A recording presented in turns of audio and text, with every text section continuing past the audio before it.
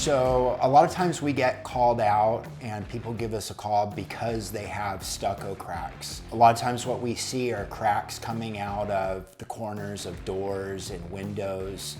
Other times we get called out because there's smaller hairline cracks.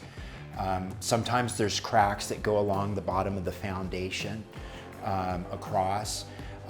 And sometimes there are stucco cracks that just really have to do with the stucco kind of peeling away and just not being in overall good condition.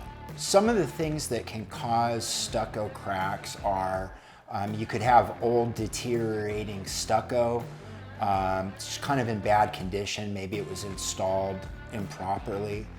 But a lot of times what we see is it has to do with movement of the foundation.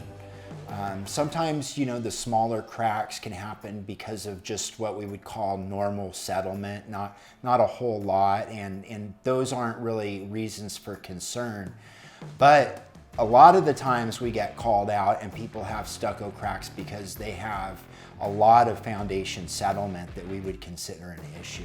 When a house has stucco cracks as a result of a lot of settlement that we would consider an issue, most of the time we are going to be fixing those with helical piers or push piers. And what those are is they basically, when your home is settling, you've got a problem with the soil. So that bad soil isn't properly supporting the weight of the home. So with push piers and helical piers, we go past all of that bad soil down to bedrock or very firm soil that's never going to move. And that's a permanent solution with a lifetime warranty. So in those areas, that house is going to move almost nothing after we install them. And that's you can patch up the cracks and they will not reappear. A lot of the times I'll come out to a house and I'll see ceiling cracks and people give us a call for very tiny cracks that are in a straight line that follow the drywall seams. And a lot of times those aren't an issue.